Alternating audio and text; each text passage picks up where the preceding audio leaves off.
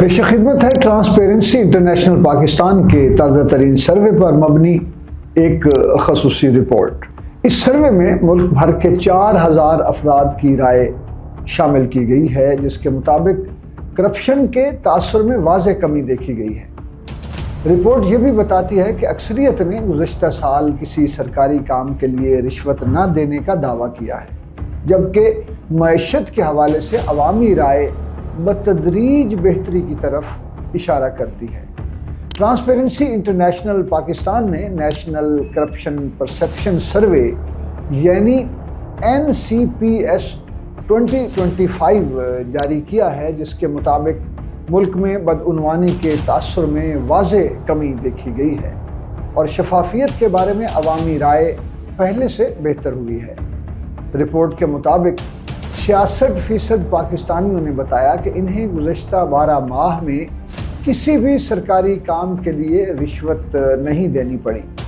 ادارے کے مطابق یہ ایک نمایاں تبدیلی ہے، خصوصاً اس لیے کہ اس مرتبہ مصنوعی ذہانت کی بجائے براہ راست 4000 افراد سے ڈیٹا جمع کیا گیا، جو 2023 کے مقابلے میں 2.5 گنا زیادہ ہے۔ تقریباً 60% لوگ سمجھتے ہیں کہ IMF معاہدے اور FATF کی گرے لسٹ سے نکلنے نے معیشت کو سنبھالا دیا ہے، تاہم قوت خرید کے بارے میں اب بھی ملے جلے رجحانات نظر آتے ہیں۔ 43% نے بہتری جبکہ 57% نے کمی کی نشاندہی کی ہے۔ رپورٹ میں یہ بات بھی سامنے آئی ہے کہ پولیس بدعنوانی کے تاثر میں بدستور سر فہرست ہے۔ اس کے بعد ٹینڈر اور پروکیورمنٹ، عدلیہ، توانائی اور صحت کے شعبے آتے ہیں۔ اس کے باوجود ادارہ جاتی سطح پر پولیس کے بارے میں 6% مثبت رجحان بھی ریکارڈ کیا گیا ہے، جسے رپورٹ نے اصلاحاتی اقدامات کا نتیجہ قرار دیا ہے۔ سروے سے یہ بھی معلوم ہوا ہے کہ نصف سے زیادہ شرکاء چاہتے ہیں کہ ٹیکس چھوٹ حاصل کرنے والے ہسپتال، NGOز اور تعلیمی ادارے عوام سے فیس وصول نہ کریں، جبکہ 53% کا مطالبہ ہے کہ ایسے ادارے اپنے عطیات کی تفصیل عوام کے سامنے ظاہر کریں۔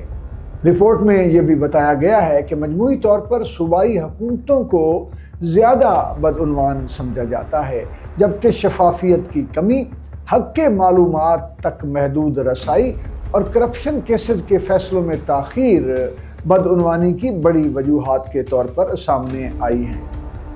اہم بات یہ ہے کہ 42% شرکاء وسل بلوور قوانین مضبوط ہونے کی صورت میں بدعنوانی رپورٹ کرنے پر آمادہ ہیں، جبکہ 83% سیاسی جماعتوں کی کاروباری فنڈنگ پر مکمل پابندی یا سخت ضابطہ کاری کے خواہش مند ہیں۔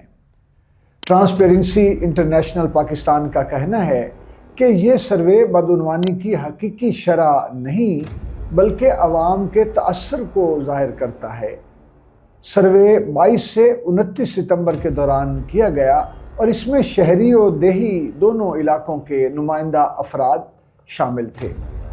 فرحت عباس شاہ، ریڈیو سنو FM 89.4 لاہور۔